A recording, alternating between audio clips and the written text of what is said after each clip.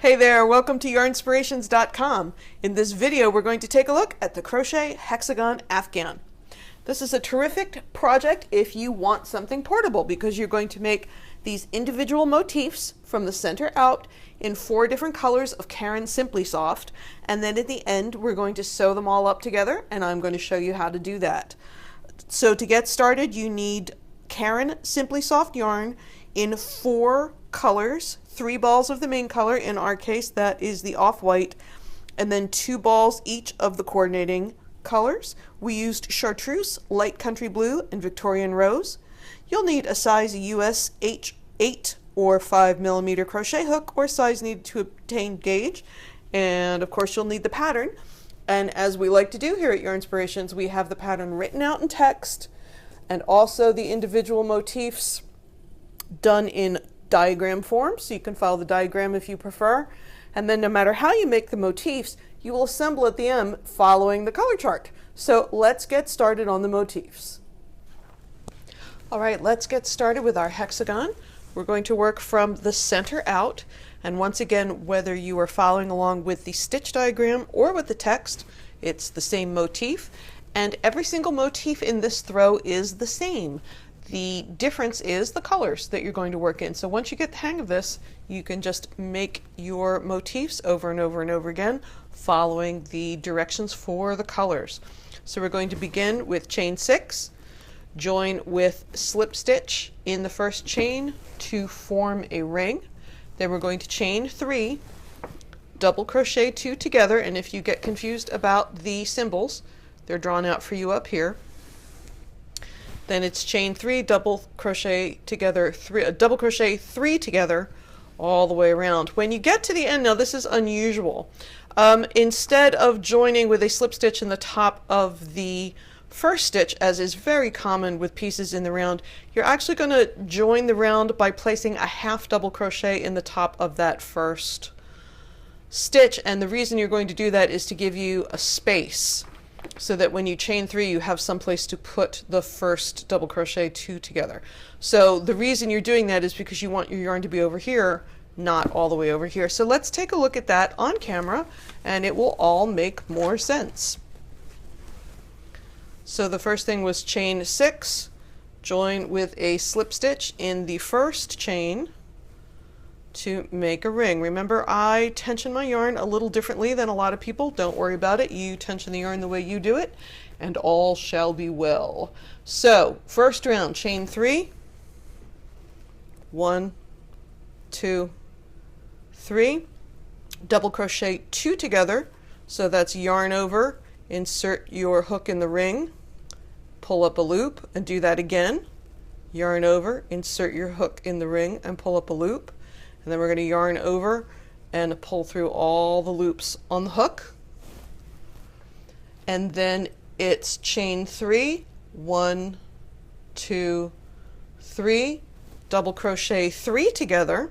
So yarn over, pull up, yarn over, pull up, yarn over, pull up.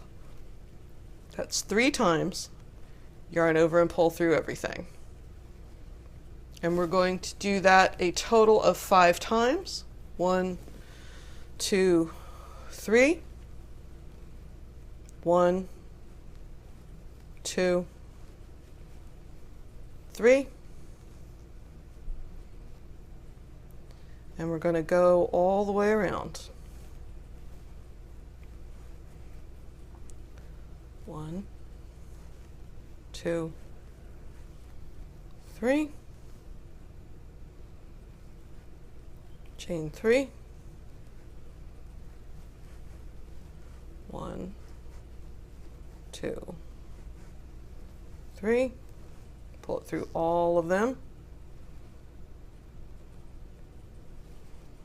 chain 3, 1, 2, 3, let's see, 1, 2, 3, 4, so we need one more, 1, 2, 3. You might also notice that I am crocheting over my tail yarn.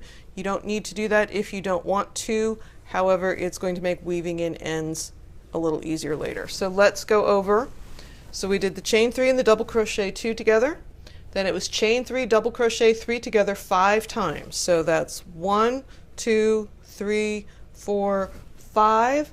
And then this is what I was talking about with the original join, chain 1, and now half double crochet in top of the first double crochet 2 together, which is way over here.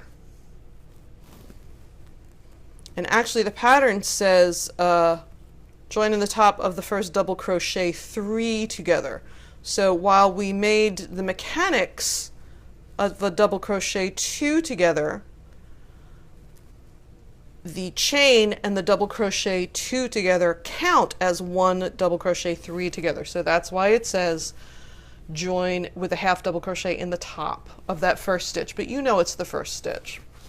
Going on to the second round, we're going to chain 3, 1, 2, 3. We're going to double crochet 2 together in space formed by the half double crochet, counts as a double crochet 3 together.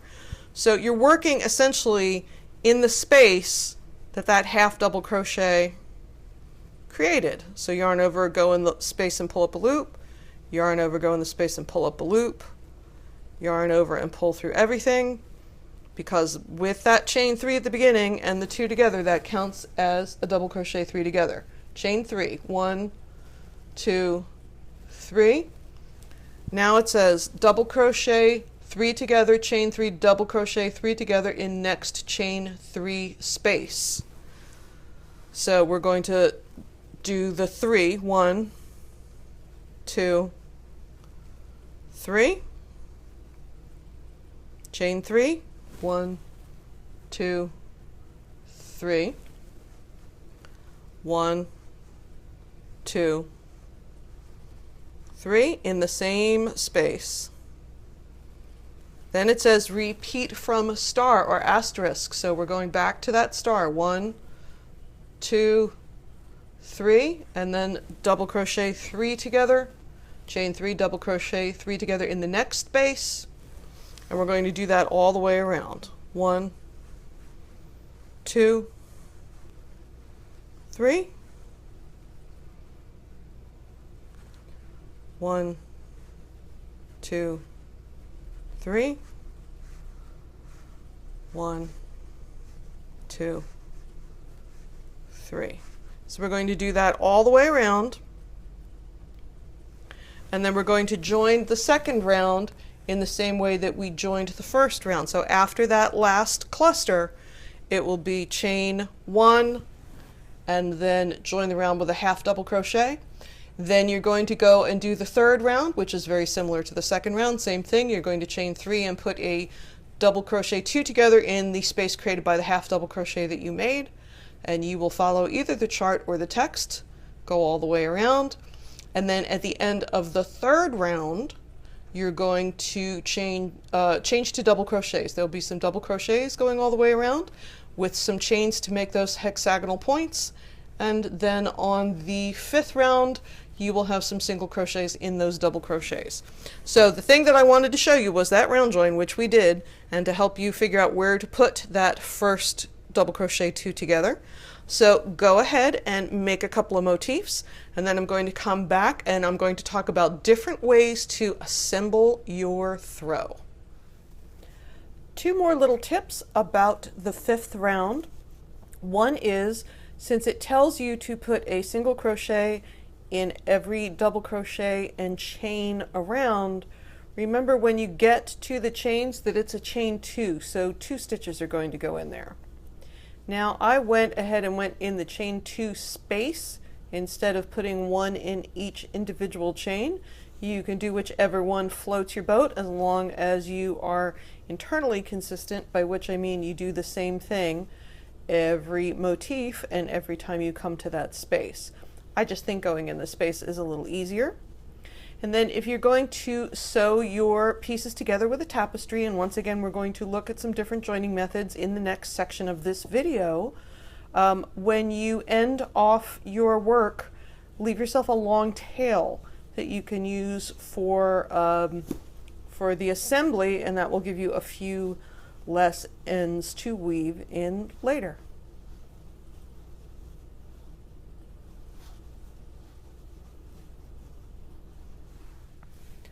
once you have all your motifs made, it's time to stitch them together. To get your throw to look exactly like the one in the pattern, you want to use the assembly diagram to tell you which color goes in which order. So essentially you're doing strips of two colors alternating with strips of the other colors, and then you have this sort of staggered edge around the outside, which is on purpose and is very cool. Now you can attach the motifs with a tapestry needle. So one of the things I had said was to leave yourself a very long tail at the end. You can just thread that through the tapestry needle and then hold your work with the right sides facing each other. So the wrong sides are facing out. Let's see where my yarn is. And when you begin, when you make your first strip, you're only going to sew two together, but of course, as you get going, then you can be sewing around all different sides. You'll be sewing down here, and then when you add the next strip on, you can go in that direction. So when you're first starting, you're only sewing two together at a time. So you can use a whip stitch and go through both loops of the stitch and make sure you have the stitches lined up across from each other.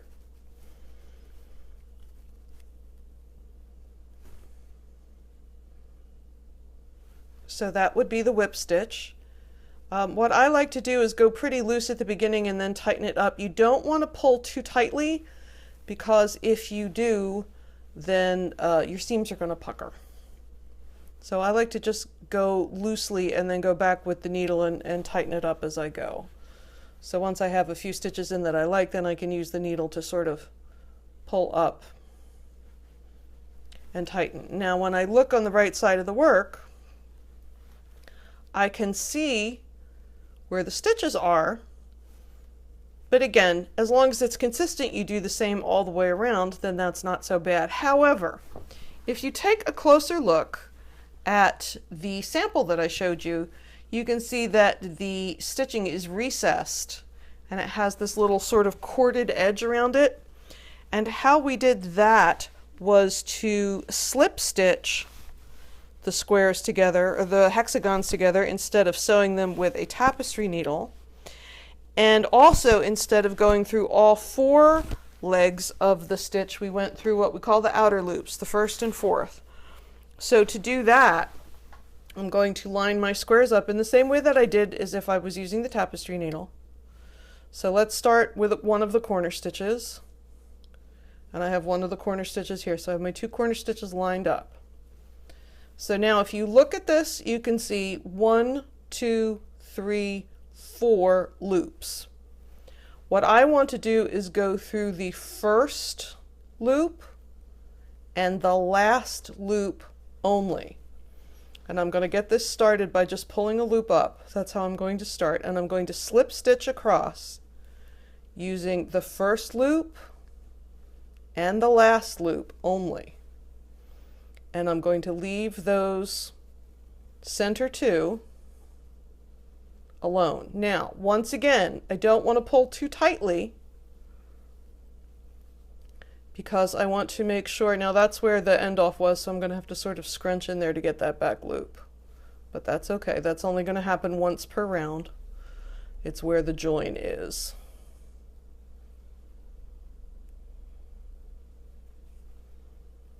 Now, since there are the same number of stitches on all the motifs, you will have, they will line up perfectly is what I'm trying to say. Now, this has two benefits.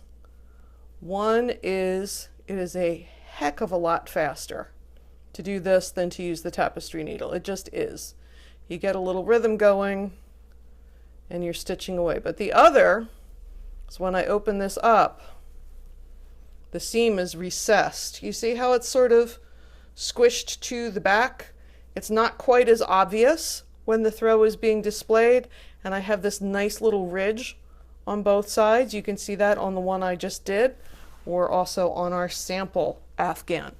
So you can use the tapestry needle if you like, but I highly recommend using that slip stitch technique and using the loop that is closest to you and the loop that is farthest away. I hope you had a great time making our Crochet Hexagon Afghan. Like I said, it's a terrific portable project if you're commuting or waiting for the kids or friends to get out of dance class or a sporting event. It's great to have these little motifs that you can pop out, and then when you're done, you give yourself a couple of hours to assemble it and you can have a beautiful throw that can go in any room of your house. Thanks so much for joining us here on Yarnspirations.com. We look forward to seeing you again soon.